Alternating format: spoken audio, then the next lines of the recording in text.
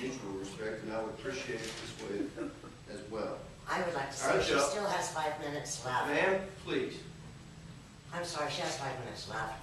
Our job, we are, first of all, let me explain something. Wait, I'm sorry, she This has is 5 our meeting. minutes The left. members of this meeting, ma'am, I can have you removed from this meeting if you continue. I appreciate your passion, don't get me wrong. But the fact is, we have a meeting to run here. The members of this commission are what you're referring to as far as what has to be in the minutes. These are the members that those proposals, those ordinances, those items pertain to. First.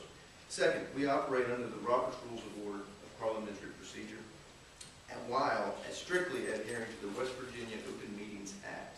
Are you aware of that? Of that act, ma'am? That's what I have. No, I disagree. It's The not. Roberts rules. But as explained by the Ethics Commission, which I can gladly give to you, the members of the governing board are the ones that set the agenda. Every agenda this year has been set by myself. So if you have any issues with the agenda, please direct them towards me. They didn't have anything in that. To put it plain and simple, the members of the governing body if we do not want to discuss or vote on the issue, we do not have to put it on the agenda. I understand people may not agree with that, but that's the way the law reads. It is not required, nor is it obligated to place an item on the agenda at the request of a citizen. However, I, as president, have taken the stance and the perspective that it's important that we hear from the citizens that wish to have their concerns heard, and have allowed them on the agenda. But if I feel that they have been adequately addressed, they will not reappear on the agenda, which is much different than what we're used to. I understand that. If we believe that the issue has been addressed, again, it will not be on the agenda. I will explain to the individual, as I did to Mr. Webster. I explained that we have addressed that issue. If you wish to have those issues addressed, he would need to come to the public comment period. If he can convince one of my colleagues to make a motion to put it on the next agenda, by all means, by majority vote, it will appear on the agenda. Furthermore, if Commissioner Dugan or Ford wish to have an item to appear on the agenda, I have ordinarily done so out of mutual respect for them and their position, and will continue to respect their wishes in that regard. And make no mistake about it, we want to hear any concerns that our citizens have. That's our job. I agree with you. We are servants. We are public servants. And we take that job very seriously. And I believe I can speak for the three of us there. But let's be clear. Once we have heard and we make a decision, the county commission has made a decision, I'm going to ask that you respect, just as we respect you in your opinion, to respect ours. Because again, it's not coming back to the agenda. You have every right, as I have endorsed and my colleagues have also endorsed, the public comment period at the end of every meeting, because we feel, again, it's important to hear from you. And I completely understand this is not what you're used to. But this is structure. I firmly believe in structure. I firmly believe in the products that are structured, that come from a structured meeting. And this is my belief. If you guys have anything to add to that, by all means.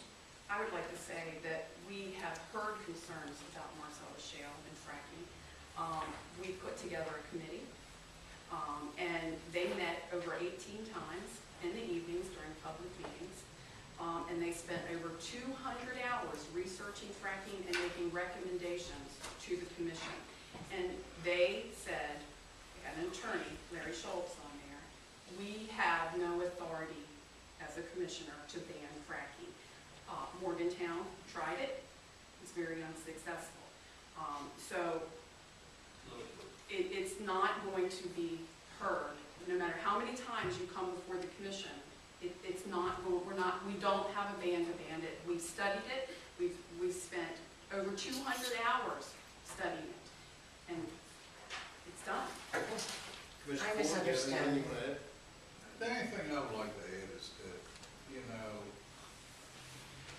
several months ago I attended the county commission meetings, and I think there's a major misunderstanding out in the community as to what a county commission meeting is.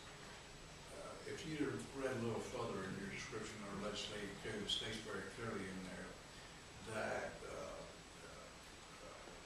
public access to information is there to improve the operation of government, do not require nor permit every meeting to be a public meeting. A county commission meeting is not your meeting.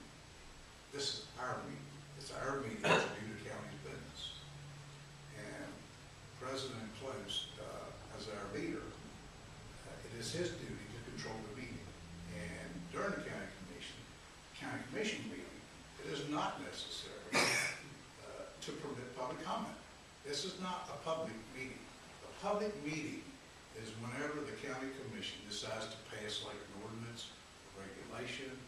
If we was to discuss banning fracking, if we decided we wanted to create an ordinance to do that, then the code section is very clear. You cannot pick and choose sections of the code you want to read and highlight it. You need to read the entire code. And if you get into the public meeting process, which is an ordinance or a regulatory thing, we are required to post that in the newspaper, give you adequate time so you can come to the meeting. And then there's a sign-up list where you get to sign up to get to speak, do whatever. There's a whole process for that. That's a public meeting. This is not a public meeting. This is a county commission meeting. And you have every right to come in and observe your government doing its work. President Close has took it upon himself to extend the invite to let people have public comment, which I oppose, okay? Because we don't need our meeting disrupted. Now, I've attended plenty of those free ring circuses in here when Commissioner Hutchison was here. This is a different commission. And I think the public needs to understand this. This is a time for the county commission to do our business. And that's what we're going to do. That's my opinion. Very good. Yes, ma'am. I did read the code, and it just it differentiated between open meetings and closed meetings, and it was closed meetings that didn't have to be, everything did not have to be recorded. And if this is not a public meeting, then why is the public here? This is not an open meeting. Why do you You're allow? entitled to observe your government doing the work. Okay, why is it that some topics it's okay to have discussion and question and others it isn't? That's our option. If we want to invite comment on a specific option, we have the ability to ask for that. If we don't ask for it, then we're not required to ask for that information. To give you an example, you said, you just didn't give me an example. You said Mr. Webster wanted to get on the agenda to present an ordinance to us. I can't remember the three of us agreeing that we wanted to put fracking ordinance on the agenda. It's not in our line. That's why you have elections. You elect people that believe in what your cause is. You know, and it's evident the public, we just had an election, they made a decision. And I think the fracking issue was discussed wholeheartedly before that. There was debate over it. That's the way it works. And sometimes it's on your side, sometimes it's not. I mean, you still don't have the right to disrupt the county commission and stuff like that when they're doing their business. I mean, it's just, this is not a public meeting. You're entitled to be here to observe your government doing its job. If you go to the West Virginia legislature, and you go down and you observe the Senate and the House doing their business, you can sit up there in the gallery and watch golf. You can sit up there and raise your hand all day and everybody going to acknowledge you. But you're not going to disrupt the legislature, you're not going to disrupt the Senate. It's an open meeting. It's the government doing their job before the public. Whatever decision we make, you get the opportunity to see what's being made. Commissioners, time to move on. Excuse me, I have Time one for more our question. administrator's report. Now, this As is a we said, clarification, existing- please. Clarification, sure. Yes.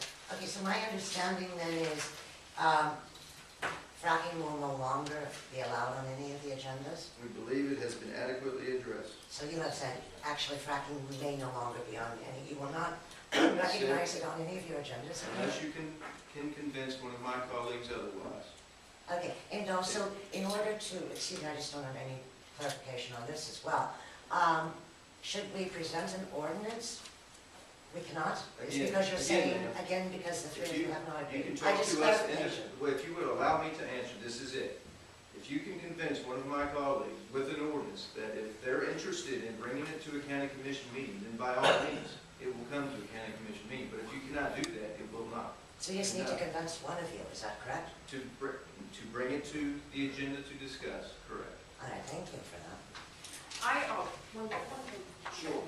I saw your agenda item and where you were going with it. So I took some questions and sent them to Joan Parker, an attorney who works for the West Virginia Open Meetings Commission, and she answered your questions with code references. And I'd very much like for you to have this. So Thank you very Ms. much. McClintock, County Administrator, and thank you folks for coming in, I appreciate it.